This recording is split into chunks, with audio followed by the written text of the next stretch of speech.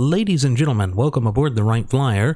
As always, this is your captain, Randy Wright speaking, and I'd like to take this opportunity to personally thank you for choosing to fly the friendly airwaves with us here at our state-of-the-art radio program, Radio Aviation Excellence, the Wright Flyer.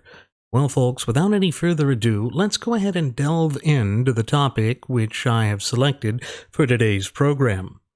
Well, those who are moving against President Trump in an attempt to prevent him from securing re-election or a second election a la President Cleveland, former President Grover Cleveland, have finally seized upon a false narrative that they think they can use. And that false narrative is a familiar one. It's one we've seen them use time and again before.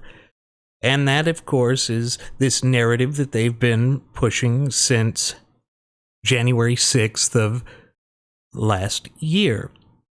And that narrative is simply this. They're going to attempt to use the Constitution to undermine Trump's chance on trumped-up charges.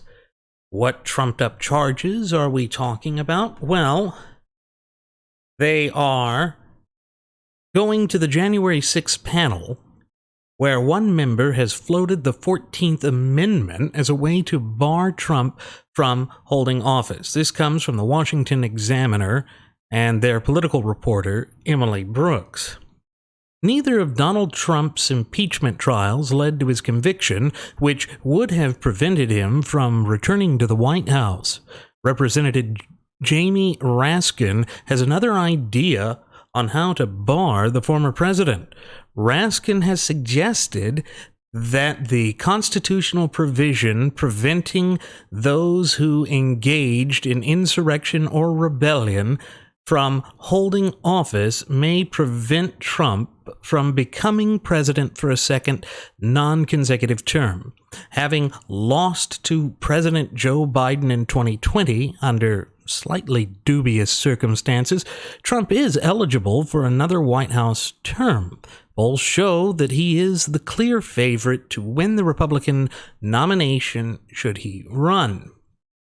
Of course, this Maryland Democrat, who's a member of the January 6th panel, said that prohibition on holding office, or the prohibition on holding office, could apply to some current Republican members of Congress who, like Trump, are being scrutinized for their actions on January 6th, which, if we think back to Trump's words and actions on January 6th, they were simply to tell people to peacefully march to have their voices be heard, something that is enshrined within the First Amendment, something that is perfectly allowed. After all, these buildings are our buildings.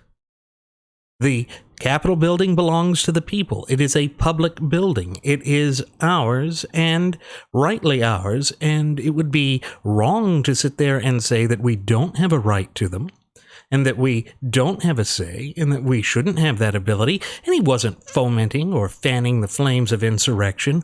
Again, this is pandering on the part of the left and attempting to abuse the clear and concise language contained within the four corners of the United States Constitution in an attempt to foist their reckless and illegitimate political agenda upon us. Of course, the article continues saying, if they're the people who did participate in insurrection or rebellion, this mentioning section, I believe it's section 5 of the 14th Amendment, either section 5 or section 3. Let's see, I believe it's section 5. Yes. Provisions, no, it's not section 5, it's section 3. Then it's got to be. Yes, section 3.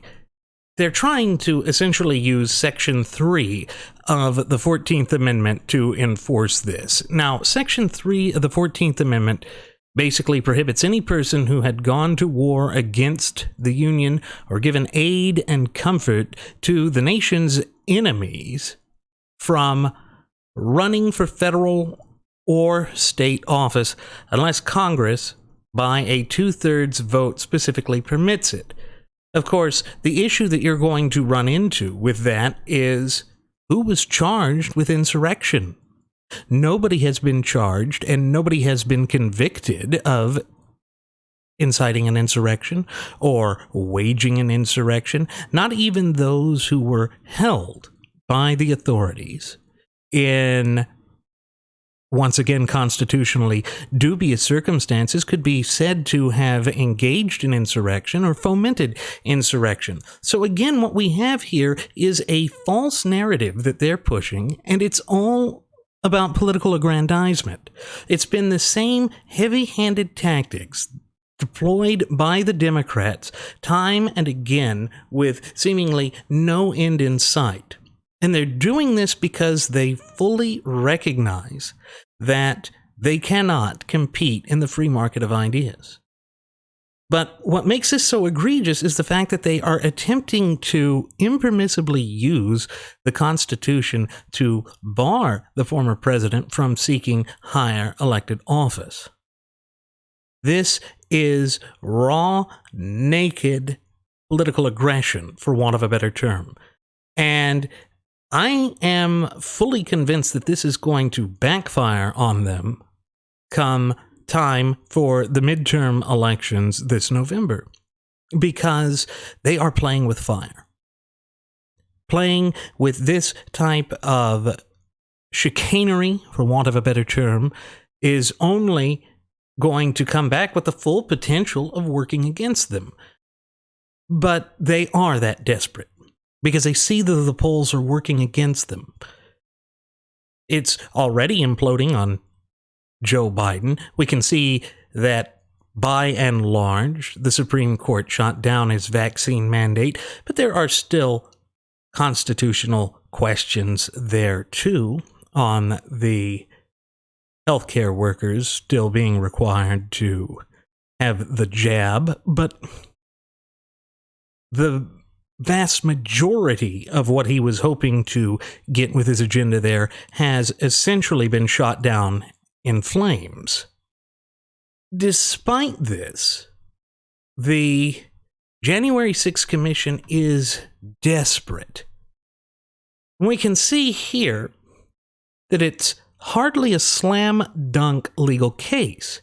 After all, Trump in February was acquitted by the Senate of an incitement of insurrection impeachment charge. Trump's first impeachment trial a bit over a year earlier saw him acquitted on charges of abuse of power and obstruction of Congress stemming from his pressure on Ukraine's president to dig up political dirt on Biden's son, Hunter. Yet, Raskin, previously a tenured constitutional law professor at American University, said it is an open question whether that section of the 14th Amendment is self-executing and can operate in itself without requiring a previous conviction. The answer to that is actually one that should be fairly open and obvious, because in the United States of America, there is the presumption of innocence, and when there has been no judicial proceeding in which a charge of insurrection was handed down and that there was actually a conviction thereof, there is no offense of insurrection. This would, in a sense, be a bill of attainder. That is prohibited by the Constitution. So if we were doing this as the way that Raskin is seemingly thinking that we can, it would be a gross violation of the clear and concise language contained within the Constitution. Of course, the second impeachment of former President Trump, on the grounds that they used and in the manner in which they did it, was also constitutionally dubious. So we can see that they are once again grasping at straws. And she said, we don't have a lot of precedent, Raskin said. And of course they don't. It's because no one has been that reckless before. No one has been this foolish or this nakedly partisan before. She went on to say that there's another view out there that, for example, Donald Trump has already been determined to have participated in insurrection and rebellion by virtue of his impeachment by the House majority vote, and then determined by 57 senators that he incited violent insurrection against the Union, said Raskin. No, there really isn't. There is nothing to support that point of view. And this is, again, political grandstanding. And it is each and every step of the way, they keep digging this hole deeper. And the deeper they dig it, the worse it's going to be for them. But they don't seem to care. This is all about gaining a narrative. And if they think that they can pigeonhole this and attempt to bastardize our entire electoral process, then that's exactly what they're going to do. They will double down on this without as much as a second thought. Raskin apparently then went on through the fascinating history of the amendment added after the Civil War, saying it was designed to focus on the inner core of the most culpable people rather than broadly disenfranchise anyone who participated in insurrection or rebellion by barring them from ever voting again. The language is mandatory, shall not. Well, again, you have to have a solid legal foundation for this. You have to have actus rea and mens rea, actus reus and mens rea, in time. Those three elements to make a crime. They don't have it. In fact, the great weight of the evidence shows the exact and polar opposite to be the case. So what we have here is nothing short of political kabuki theater. That they are once again attempting to pull the wool over the American people's eyes. This idea will fail, just like every other thing they have attempted to try.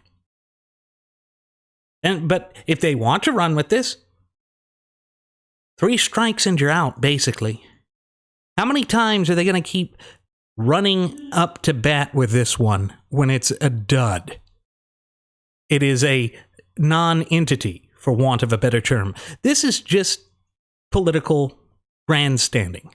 That's all it ever was. That's all it will ever be. And it will not achieve the sort of success that they think it will. That said, ladies and gentlemen, I want to thank you for choosing to fly with us. I hope to see you again the next time we take off over the friendly airwaves. Please do take care. See you next time.